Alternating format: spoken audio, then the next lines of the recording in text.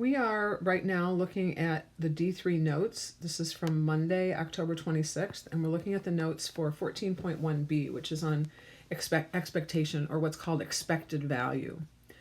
And I promised you that I would do a video for example 1 and example 3. Now, example 1 actually is a video that we did on the D1 notes that you did over the weekend, and it is example 1. So you've already seen this, but I will post the video for that again. And here are the final results. So just to remind you what that problem was, the problem said that we are going to throw a die or dice, they say 3 times, and then we're going to count up the number of sixes that occur. So if you roll a die 3 times, you could get no sixes. We see that down here. You could get 1 6, 2 6s, or 3 6s. And so we want the probabilities for that. So again, you can go through the video to see how the probabilities are calculated. But here are the final results in a probability distribution. So a probability distribution is a table where you list your possible outcomes for the experiment. The number of sixes is either 0, 1, 2, or 3. And then underneath it, you list your probabilities that each of those will occur. And so these are the values that we ended up with. Notice, by the way, that they do add up to 1. 125 plus 75 is 200 plus 16, so 216 over 216 when I add them up, which ends up to be 1. So, and then notice that these are all between 0 and 1. So we know that this truly is a probability distribution. All right, now example 3 is going to use the results of that. So example 3 says, in example 1, X was the random variable that represented the number of sixes obtained when a dice was rolled 3 times, which is what we just did. And you can see that the values that are here are the same as the values that were up here. They did reduce it to put it in this table.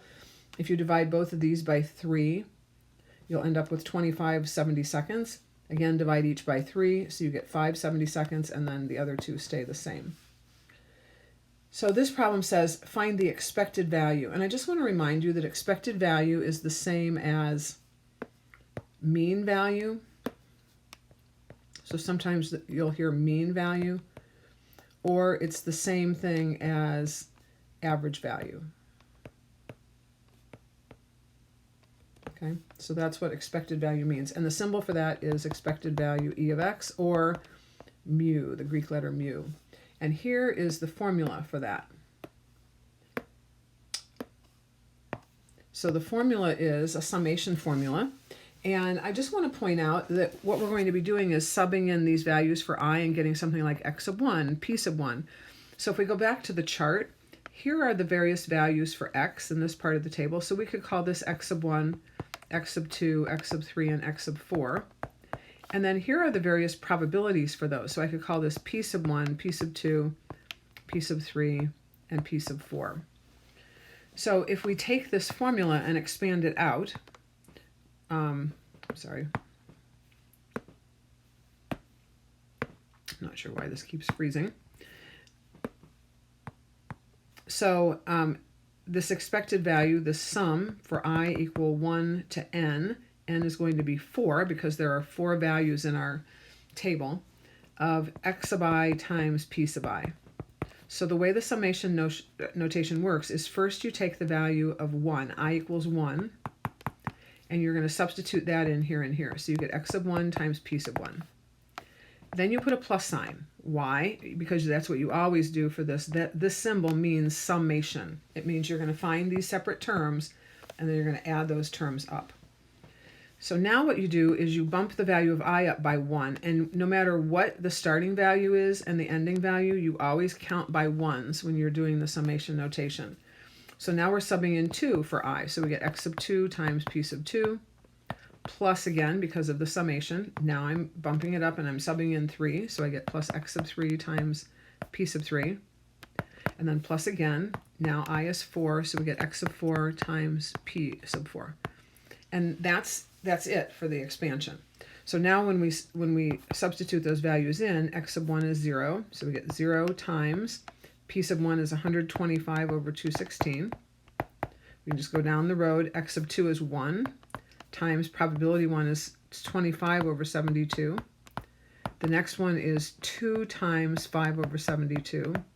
And the last one is 3 times 1 over 216. So now if I multiply those out, notice that this is 0. This next one is 25/70 seconds. But if I want to get a common denominator over here, I might multiply top and bottom by 3. So I end up with 75 over 216. Sorry. The next one I also want to multiply the top and bottom by 3. So on the top I get 10 times 3 or 30 over 216 plus and then 3 over 216. So notice that when I add this up, adding up the numerators, I'm going to end up with 75 plus 30, which is 105 plus 3. So that's 108 divided by 216, which simplifies to 1/2. So that's the expected value for that experiment. And one of the things that I want to point out is notice that expected value means average value, and the x values, remember, stood for the number of 6s that you would obtain. So this is saying we would obtain half of a 6. Well, that doesn't make sense. But this value of 1/2 still does make sense theoretically, all right, when we're doing that. So even though you can't roll half of a 6, or half 6s. When you count up the number of 6s, it can't be 1/2, all right? It should be a whole number. But even though that occurs, this is still a legitimate expected value. So we're going to stop there, and we will do example or problem 4 from the homework set that I didn't assign.